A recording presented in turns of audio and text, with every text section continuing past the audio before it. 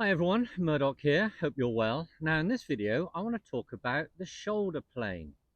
The shoulder plane during the swing. Now again, this is something that you don't really need to think of. I just want you to be aware of how it works, and it's relating to the club you're using. So with the camera set up here, I can demonstrate the shoulder plane from this view. Now depending on the club you're using. So I'm going to put a ball in front of me here, and I have a 7-iron in my hand. So depending on the club you're using, it will determine how much short forward bend you have from the hips. I like, rule of thumb, and you can kind of see this consistency in pros, because there's no excuse not to set up as well as a pro. You can see as they bend forward from the hips, depending on the length of the shaft they're using, determines how much forward bend they have. But you want your spine and club shaft to form about a 90-degree. So in this position, you can see now as you focus on your shoulders, and again, you can do this with a mirror, and it goes back to my turning exercise. I want you to keep your eyes down on where the ball would be. Now, before you make the move, I want you to start thinking about this concept. Touching the top of your knees puts your body, for most people, in a position for a 6 or a 7-iron. So think about this. You're bent forward. Your spine angle is forward because the ball is on the ground. You set your angles. So when your hands are on your shoulders and you're making your turn, thinking of your spine, I want you just to turn around your spine as you load into your right side and see the left shoulder appear under the chin. Notice how my shoulders have turned around that spine angle. This gives you an idea of the plane of the shoulders. Now, it's not entirely like this. It's generally a little bit more level depending on how deep you go in the backswing, how flexible you are. You can get away with it a bit more horizontal on a turn if you're younger and more athletic. So I think for most people, thinking of your spine angle bent forward, turn the shoulders at 90 to it. This gives you an idea of where your arms and club will be. Now, again, pitching wedge, you'll be a bit steeper on that turn with the shoulders.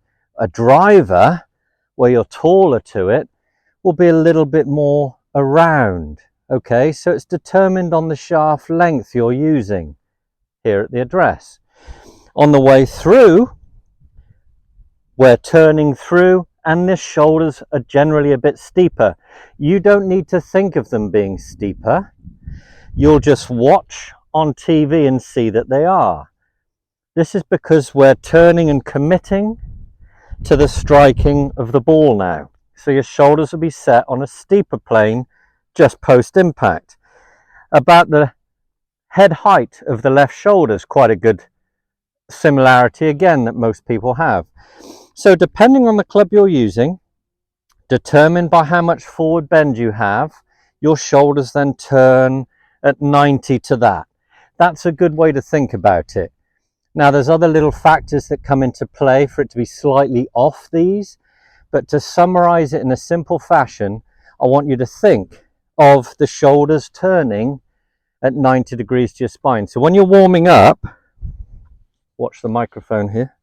So when you're warming up on the first tee, don't warm up like this, where you're turning your shoulders and hips on the same plane. This isn't doing anything in terms of warming up the golfing muscles. Remember, ball's on the ground, so you're bending forward.